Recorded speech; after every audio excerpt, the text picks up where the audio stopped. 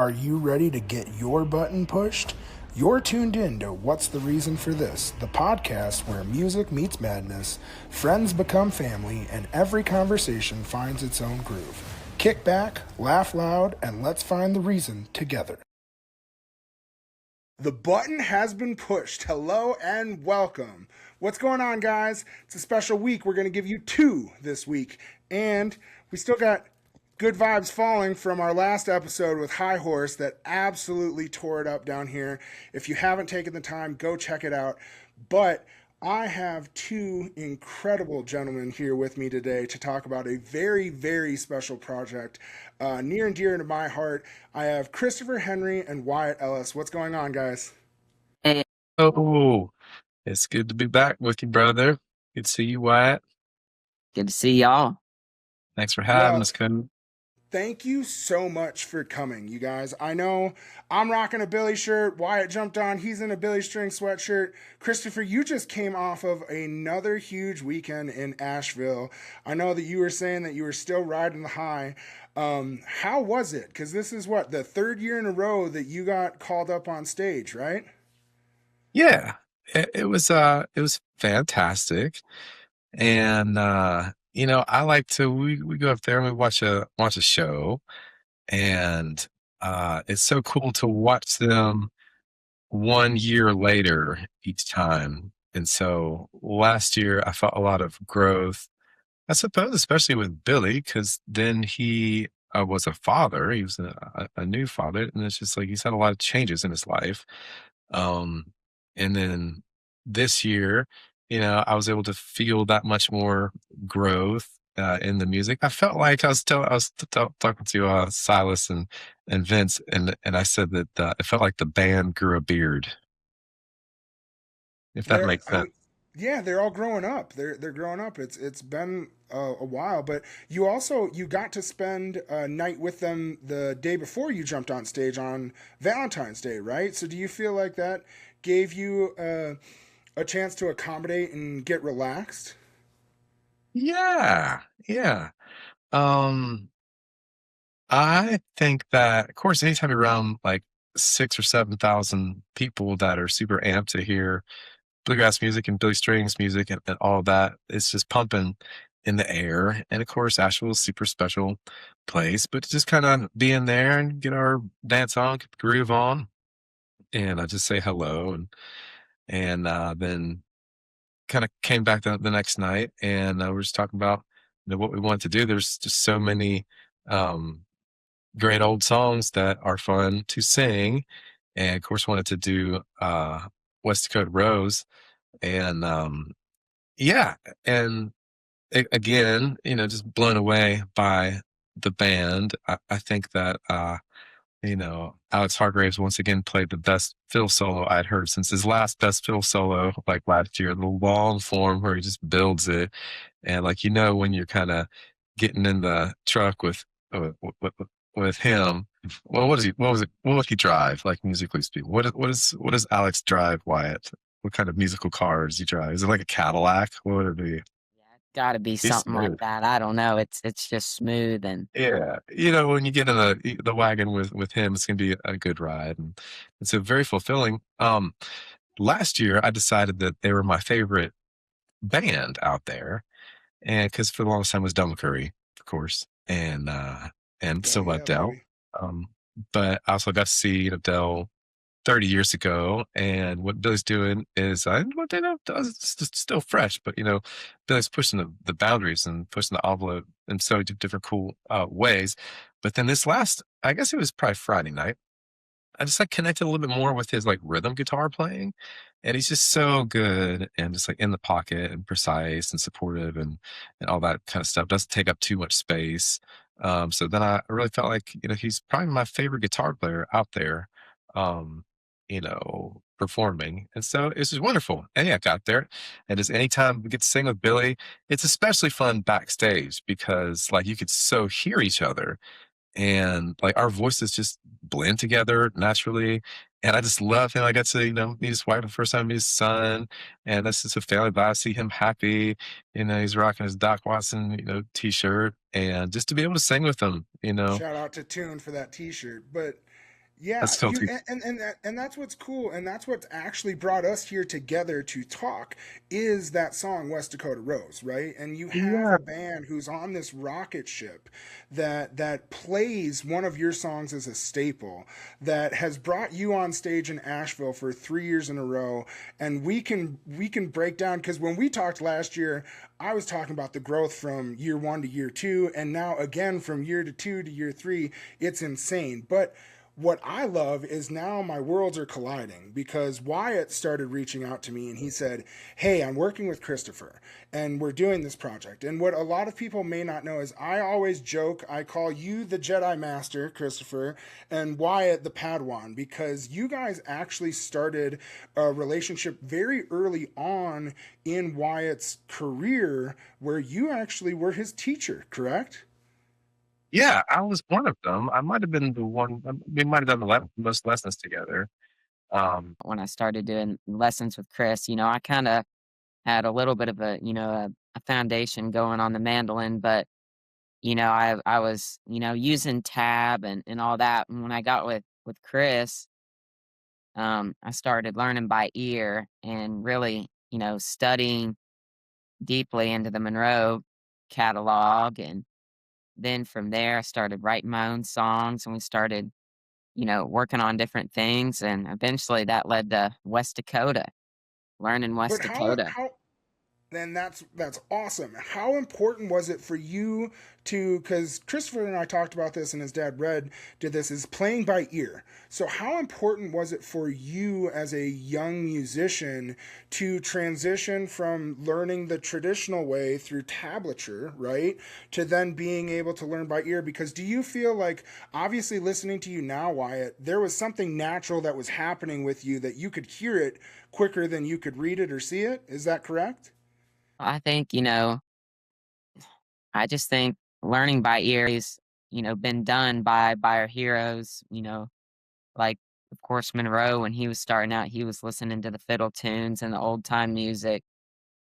He And wouldn't read then, no tap hookers. oh, he wasn't. And I think if you can learn to learn by ear, it just opens up a whole new world of possibilities musically. Like if you go out to the jam and they play a song you don't know, you can pick up on it if you're in practice at using your ear. And Christopher, how hard is that to kind of train or coach someone up to know what they're listening for, know what they're hearing for? And then how do you kind of, because if you talk about a jam, sometimes you can get out of that traditional space, right? So how do you coach somebody up when they're learning by ear? Well, just basically telling them repeatedly to trust the process if they do want to write something down. Everybody comes at it from different ways. I think that it's possible that Wyatt might have gained a lot of merit in his previous lives, and so he was kind of ready to hit the ground running with his keen ear, tuned in, and able to hear melodies like of his own, just like hear music, not just be able to hear what somebody else is playing, but hear the music inside and find the flow and all that. Some people are, who don't have those circuits. It takes more of an effort to kind of unlock that. And of course, the singing and the playing really goes together. You got to be able to hum. It's all kind of syncretic together. And so some people, it can be harder at first because, but we also got to just realize that we learn our first language by ear. It's called talking. And so we hear people do it and then we imitate. And so it's natural for us in that way. And then some people just really think they know how they learn or whatever, but having done it so long, I know what works, even with people that have really, really, what's a nice way to say it, inexperienced ears. Everybody, if you put the hard work into it, if you learn how to play, because it's all about like just learning to play the songs you got to play coming around the mountain. You know it your whole life. If you can't play it, then how you gonna learn Jerusalem Ridge or West Dakota Rose or Turn 1 10 or anything? You got to have Mary Had Lamb any key, G, A, B flat, go.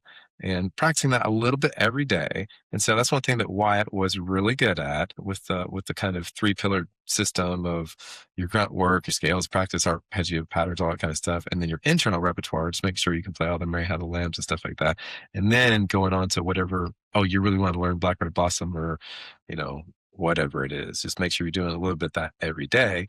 Then you have a tendency to plateau less. And you just kind of go on like that. But yeah, everybody's a little bit different. But Wyatt was really ahead of the game in a remarkable way. The other thing is that he loved it. Like, you know, he loved that old music. He could feel the power of it. And of course, like with Bill Monroe, there's like all this really compelling mythology kind of. But it's like, who was this guy? Who he changed the world, and like he bridged the gap between old time and country and blues and rockabilly and the Grand Ole Opry and yada yada, and then like all the disciples of Peter Rollins and Del McCurry's that Wyatt has been able to see and play with and make friends with and all that kind of stuff. But that's the other piece of it. Unless you really, really freaking love it, you're not going to sit there and like get in the weeds with it and be like, that's close enough. That's the most important part for sure.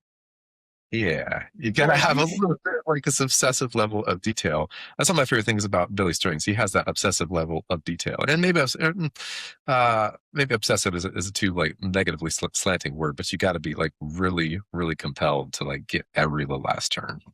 Let's call it dedicated, because we Yeah, know that's better. that Thank you. Wyatt spent the time. We're talking about Monroe. You built this whole catalog and this training session around the entire catalog, correct?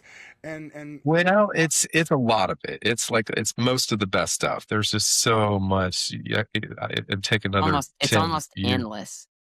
Right, right. 'Cause there's all the stuff he recorded, and there's also stuff he didn't record. But yeah, we did that starting in COVID. It was like once a week during COVID, and then it went to like a couple times a month, and once a month. And we just retired that series. But we had about 120 or 130 workshops, and it was pretty unprecedented. We just covered so much, and like it helped us all kind of get through COVID and all that kind of stuff. And it was really right. cool to see Wyatt come up through that and kind of progress from beginner, intermediate, and advanced. And then, he started to teach us stuff. Then he recorded his whole, album. But yeah, so the Monroe kind of boat in the water has been rising. Of course, there's been cats out there like Ronnie McCurry who have been waving the flag, in very compelling ways for a long time, and Grisman, Sandwich, whatever. But now Wyatt's really out there. And And those are the names on the Mount Rushmore list, right? So Wyatt, let's talk about a little bit about it from your perspective. So you got this new coach on, this mentor who's understanding some of the struggles that you were maybe having early on with tablature. You learned West Dakota Rose that really taught you this ability to go out, right? And now you start coming in to learn most of this catalog of this legend. So for you as a young player, and you're going through COVID and you're becoming dedicated, right? What was it like for you? What were you chasing? What was it that you were hearing as a young player? And what were some of your challenges? What did you have to get help with to get over those hurdles? Yeah, for me, a big thing was, just like I think very early on, a big thing was timing, and we worked on that a lot, and I got a lot better. And then, it's like your playing almost goes through like different like evolutions almost, and you just there's certain things you do have to like overcome and work on, but in the end, I think it kind of just gives you your own unique style. And, just for me, it was just like a lot of it was just like focusing in on stuff and actually, you know, taking the time to do the grunt work, as Chris says, and really deeply study. And that's just what I did and still do, that's just kind of what you have to do to really progress. What were some of your early challenges when you were going through the catalog? Something that you hit a wall on. You're like, man, I can't get through this timing or get through this break. Was there something that comes to mind that you're like, oh, I know exactly what it was? And that happens pretty much every time you're trying to learn something. There'll be just a little part of it where you have to sit there for who knows how long and just listen to it over and over again, play it over and over again until you get it. And that I can't even, count the times that, something like I did something like that or something like that happened. But that's, yet again, that's the key, just being dedicated to actually, learning it and just like, not giving up until you do. And how do you feel like that helped you writing some of your instrumentals? Yeah, so when I was like super like deeply diving into the Monroe stuff, you pick up on all the nuance and you get familiar with it almost like a language, and then you can start speaking it yourself. And it just comes out in new ways sometimes, and that's how tunes are born. I think And now, that, oh, not to jump in here too much, but to me, I think that the biggest challenge I saw was when you were learning to sing as your voice was Yes, changing. it was. Yes, singing That was. was a tough thing, but you plowed Yes, right into it, man. Your yeah. singing just took off like a rocket, like it I did your really, thing. I really Persevere. worked on that hard. It was a little different for me than the mandolin, probably just because I was learning to sing when my voice was changing. But it came second for me, and I just really had to put in, a lot of work. well, and then how hard is it to go from just playing to now playing and singing, right? Because it's a whole different beast. At first, it was a little tricky, but I just sit around the house so much and play and sing. It's not too much of an issue. Well, and Yeah, you love it. you talked about that language and being able to write it, right? And that's where we now come to this crossroads where you have an amazing song that was written by Christopher Henry. I think it's one of the greatest fiddle tunes of our generation, hands down, easily, and it's West Dakota Rose. And there's something so powerful about that song. And it's been amazing to see because it's not just the Billy Strings or the Wyatt Ellises. There's Magoo that does an amazing cover of West Dakota Rose. There are so many bands out there that hear this song and they want to play it, and it's so powerful.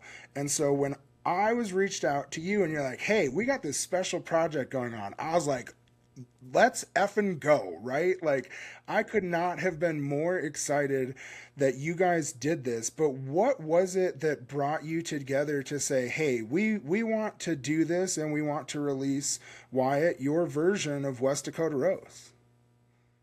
Well, I'd learned the song back a few years ago, and I just fell in love with it and started playing it with my band live. And Chris filled in on quite a few shows, and we played it with him.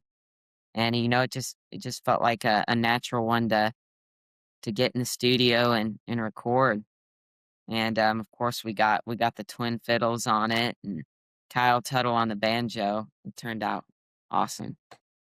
It is an amazing rendition. I'm sorry, but and so you had some of those people, but Chris, for you to now have your student, right, who has turned and blossomed into this amazing musician, right, and now he wants to collaborate on one of your songs. How is that for you to go through some of those emotions and process that to like be like, wow, this it's got to be phenomenal just to have seen it from where it started to where it's at now, and then you as a musician yourself knowing where he's capable of going. Yeah, yeah.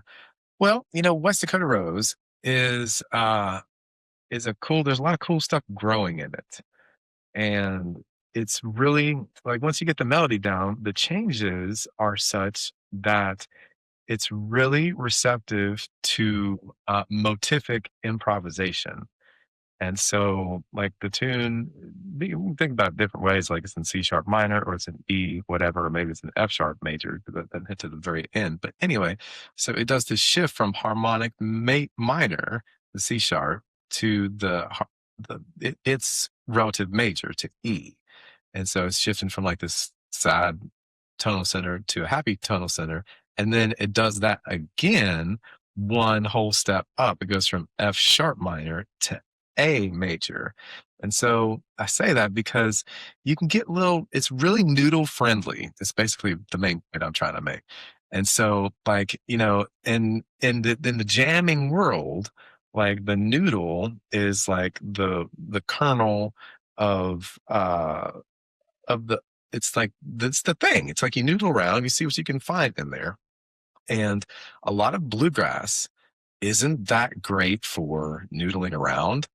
It's like, there's like melodies and probably be good. But West Dakota Rose, because of the changes, because it has this harmonic minor to major shift, you can get these little noodles going and like one of those centers, either the minor or the major. And you can do the same thing with like one little change to your noodle on the major chord.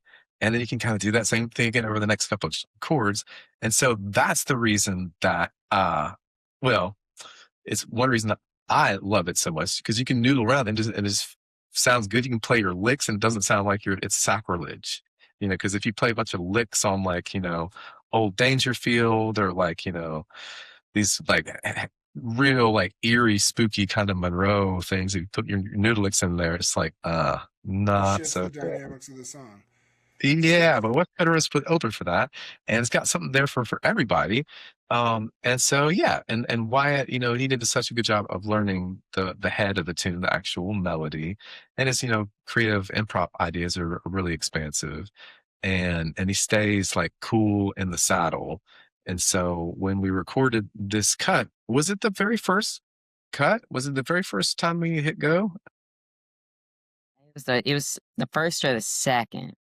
I Okay. think we only played it down like 2 or 3 times. So Yeah.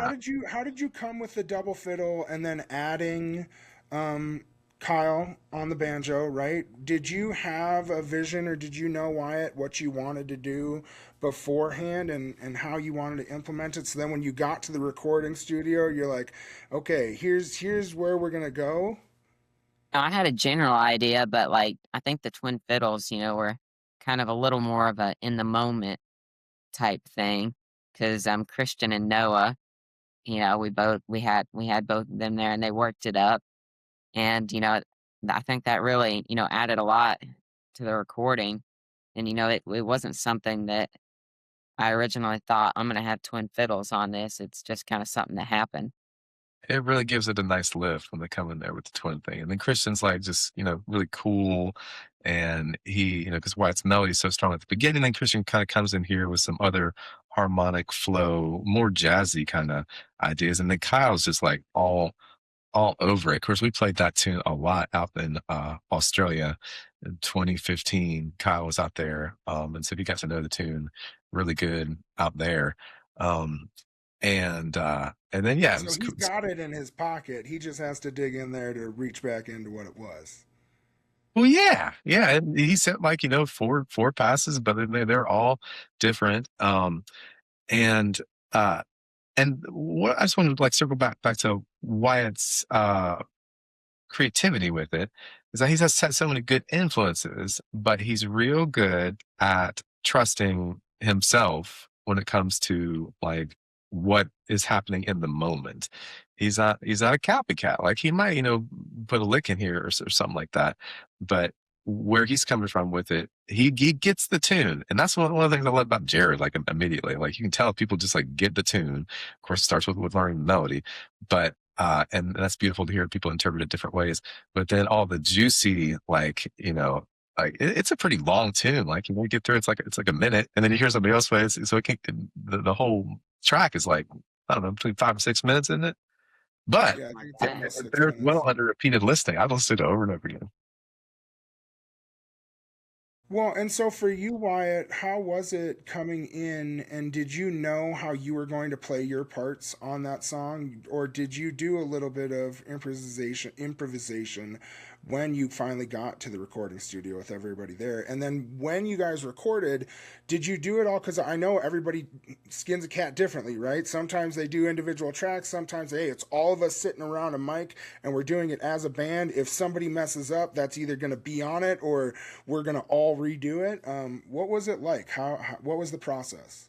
We cut the whole track together as a band in separate booths, but we were able to go back and touch some things up here and there, but we mostly cut it. We cut the main bones of the track all as a group, and yeah, I think that's kind of the way that we were able to capture the spirit of the tune and the energy in there.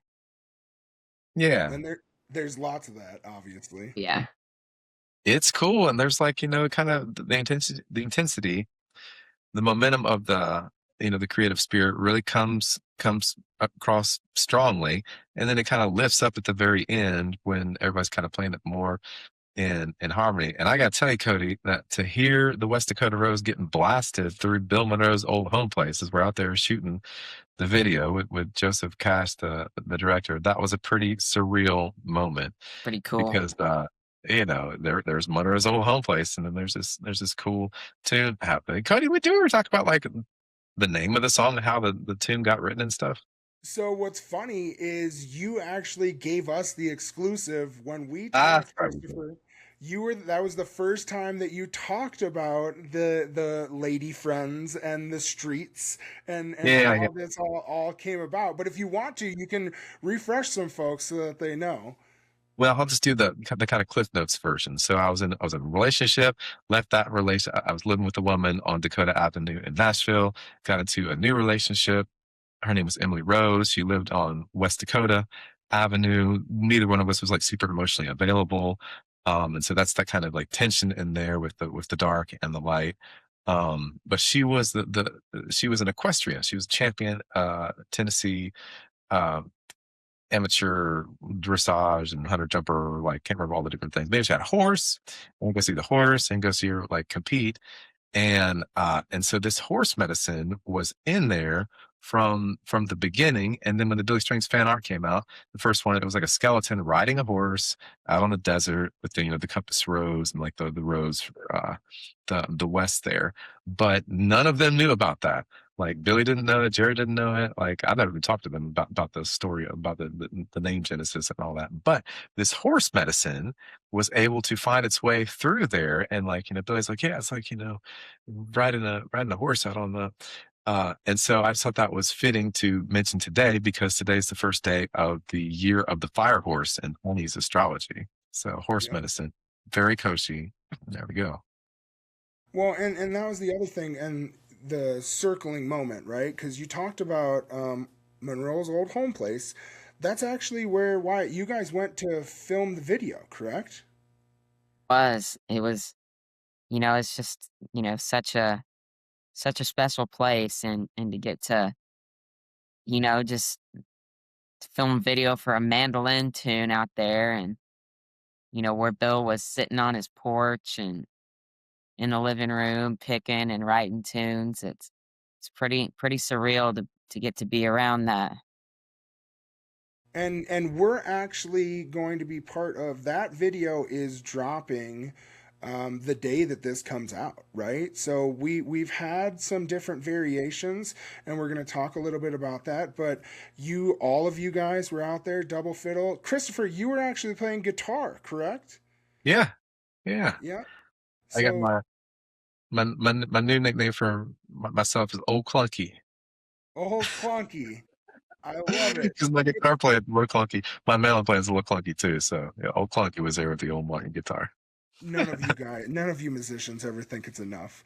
But Wyatt, so Oh, you I say that in a loving way. I kind of like it how Yeah. it clunks.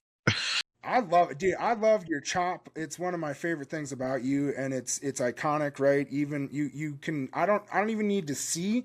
I can hear your chop, and I know that it's you. And it's the same thing with Wyatt, right? It's so identifiable.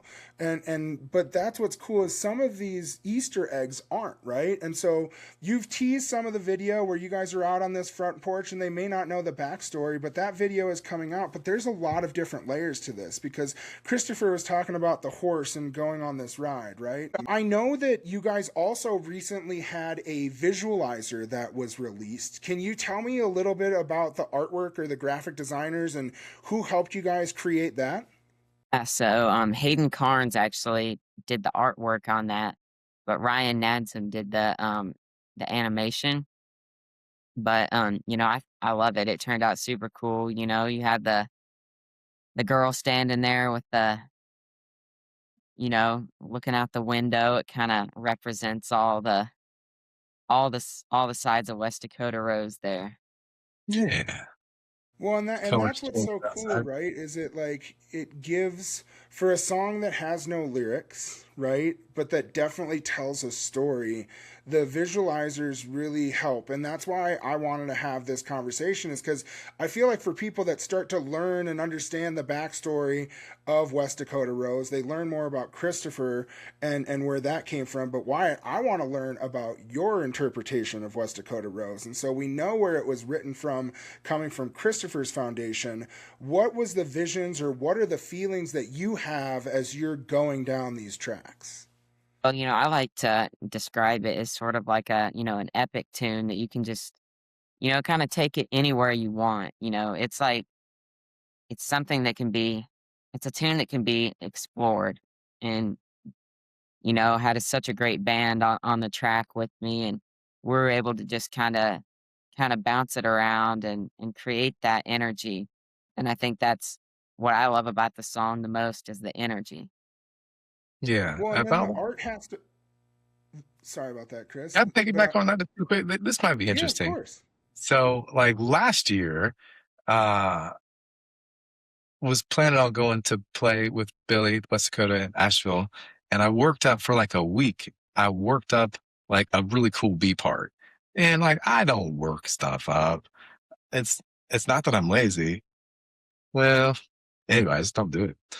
And so I worked really hard on this really cool B part, and I got to where I could play it. And like I don't play a lot with like super high level musicians all the time, so I mostly just like teach, and so I need practice.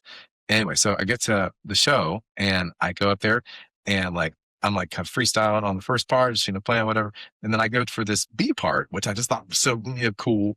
And then I played it, and I played it most as good as I could, like when I was practicing it, but it left me very unsatisfied. And so the thing I took away from that was that West Dakota Rose doesn't want you to like plan this big thing out.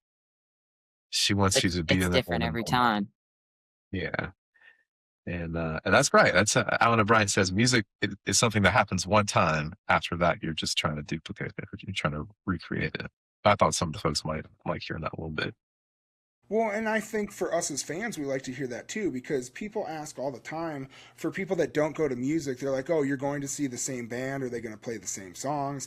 And to be perfectly honest, whether you play the same song or not, when you have some of that interpretation, and even if it's just your voice or how you sound, right? That's a different interpretation of this song rather than the carrying of Del McCurry, right? Now it's a different kind of a chop. And that's what's fun to learn about. But is there something that you guys are always like playing with or structuring down, or like, hey, I know that this run works really great in here. I love to do this, because there are cornerstones other than just the Yeah. song itself, right? So Yeah. what are some of those for you, Wyatt? What is it that you like to pull from?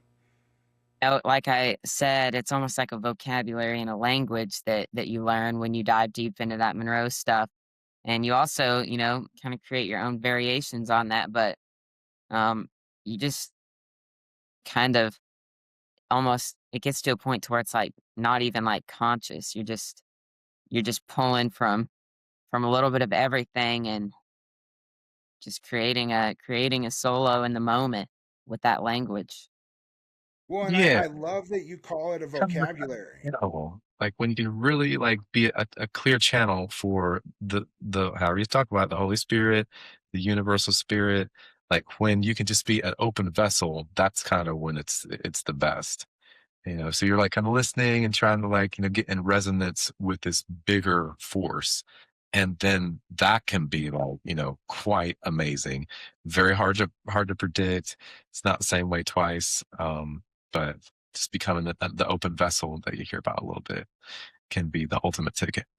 Well, and that's what's so special about calling it like a vocabulary or a language, right? Because now all of that studying that you're learning, you're hearing different sounds. You're hearing different ways for people to tell a story, right? Or different words in which they tell the same exact story.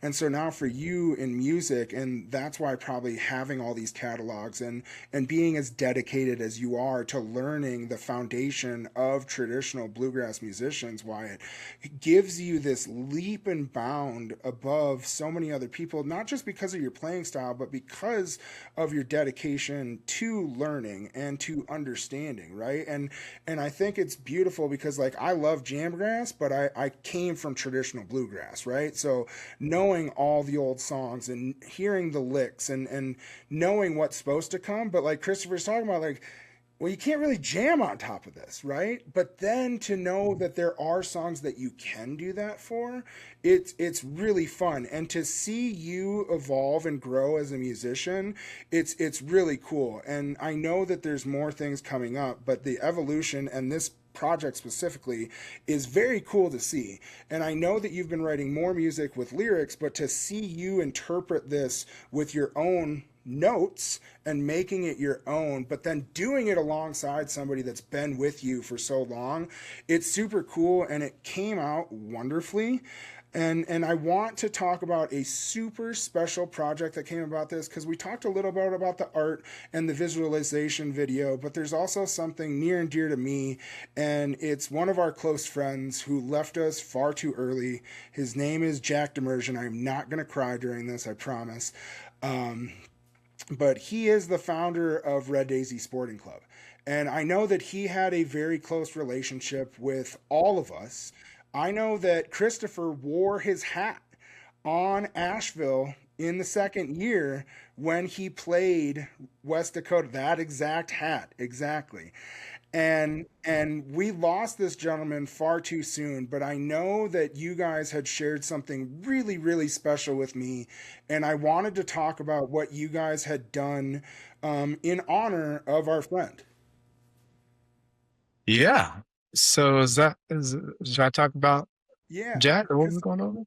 Well, you know, he obviously, loved the music and was a bit of a mover and shaker. And I really ran into him where he got this hat. Was up at this party in Pennsylvania that Jason Carter was playing. He gave me the hat, and and then I had it in the truck, or I had it in my little car, and I just brought it to the show and wore it, and he loved that. And then he reached out about maybe doing a West Dakota Rose hat, and we had talked about like the horse energy, the horse medicine, and the horseshoe and the rose, and we were just kind of like cooking it up before he transitioned. And of course, that was a big shock and was really, just like super, super sad and unexpected. And you just never know how long you got with anybody. Nothing's ever promised and all that. And you never know what burdens people have when they seem like they're doing okay. Like some of the people that are the most troubled have the best ways of like hiding it. But and so it felt good to be able to tell Wyatt's mom, who's cooking up the art for his release, about the the designs we were talking about. And then they cooked up some cool stuff on the heels of that, and I'm really stoked about it. and Wyatt, there was some more that came into this, right? Because Jack and Christopher had talked about some design ideas, and then I know that there's some discussions about like the fan art from before having a compass, right, showing the west side. So can you talk a little bit about that and what you guys were able to do for him? Yeah, we actually came up, with the design, like Chris was mentioning, it ties in with the horse. It's basically a horseshoe, compass and rose, and it just ties in everything that, you know we know and love about West Dakota Well, and art. here's the one that came out, the Billy fan art, skeleton, horse, rose, and then Wyatt's mom found this, which just kind of really blew my mind, which is a horse with a horseshoe. But check this out, it's got the compass on the back. Super trippers, and so they use that as the template for some of the new stuff. Things Pretty freaking cool. probably 100 years old. Yeah. Pretty cool. Well, and it's special because it had all of the pieces on there already, right? And it was a great homage to pay to a great person, and I appreciate you guys for caring about the folks in the community. And this song is super special. It is what it's all about. But sometimes it gets forgotten, right? And it's important to remind us, and it's important to talk about it. And so West Dakota Rose clearly resonates with so many of us. And so Wyatt, the single is out, the visualizer is out, this podcast will have dropped, the video will be out. So where do you want to send people? Where can they go and check it out? How can they support you? Is there more merch that they can buy? Let us know. There is, and you can pretty much find everything to do with this, at wyattellis.com, as well as my YouTube channel, just Wyatt Ellis, and my Facebook and Instagram, or Wyatt Ellis as well. Everything will be, on all those platforms, as well as, the merch on my website. And for those of young or old musicians who are looking for lessons, I got old Clunky over here. Christopher, can you talk about Noya and let them know where they can find out some more information about you and what you're doing? Yeah, absolutely. NoyaMountainMusic.com, Noya mountainmusic.com, and you can get in touch with me. You can book lessons there. And then there's the Noya Mountain Music teaching channel on YouTube, which has hundreds of cool stuff. If you just work with that every day, you can learn how to play really good. And then there's the patreon.com/Noya Mountain Music. Lots of cool different reward tiers, note for note lessons, like free workshops, like the listening lounge where we kind of go back and take a look at some of the early recordings, talk about interesting things about them. But yeah, I'm here to help how I can. I teach a lot of mandolin and guitar and singing, and it's all, of course, taught by ear. And so I would, and if people want to learn how to write songs or sing harmony or just explore, I also do some production stuff. I'll take my little mobile studio, different places. People come to Charlotte and make their albums. I work with a lot of people making their first album. So if there's any aspiring songwriters out there that want to take a first go and crack into it, love kind of doing that kind of thing. Because just tying back to the community thread, everybody's got a little piece of the puzzle and everybody's got their thread, and it's all building this beautiful, endless, mysterious tapestry. And so it's important for all the tribes to be, coming together, and music is just this ultimate vehicle that you can go anywhere and connect with people and have a good time playing this old stuff. And there's a lot of respect in that idea. It's kind of like when you learn bluegrass, it's kind of like going to stay with your grandparents or something, learning to hear these old stories and know how to tell those stories, and then the harmony singing and all that. It's just a plump best. And appreciate you, Kodi, for all the good energy that you're putting out into the community. And I think it's we were talking about that before we kind of hit the button. Um so when you get the wind in Shipibo, that's the Niwa or the air. When you get the wind behind you, wherever you are, you just got to kind of ride it. And for me, it wasn't as much with the performance as it was with the teaching. It's everybody just wants to be where the wind is behind them. Everybody's got a little piece of the mystery and the puzzle, and it's just the best. So thanks for all that you're doing to connect people and get the word out. And it's fun to be on here with You Wyatt. never need to thank me, buddy. It will always be here, and I appreciate you guys. And Wyatt, I want to give you one last moment to tell folks where the wind may be bringing you next, or what you may have upcoming, or if you have some tour dates, so that we can all, where can we see this young phenomenal musician? What's next? Yeah, so all my tour dates are going to be on my website. You know, I have a few big things coming up this year, including Merle Fest. I'm officially But complaining about no Colorado dates. I keep complaining to Billy Strings about the same thing. So we'll have to figure this out, buddy. I We'll need to get you out get here. I out there. promise we'll get people to show up. I need to get out there. But yeah, I mean, Definitely. Definitely. going forward, I'm just, working on keeping writing songs and creating new music, and hopefully going to be kind of piling that all together into a project within the next little while. So we'll see where that goes. But for now, I'm just going Big along things for the coming for ride. Wyatt Ellis, folks. Yep. And enjoy it, buddy. Enjoy the ride, because I know that we are. Christopher, Wyatt, thank you guys so much for coming. All of you guys, you want to make sure to follow them, support them. These people are pillars in our community, and we need you. We're better together. I'll catch you next week.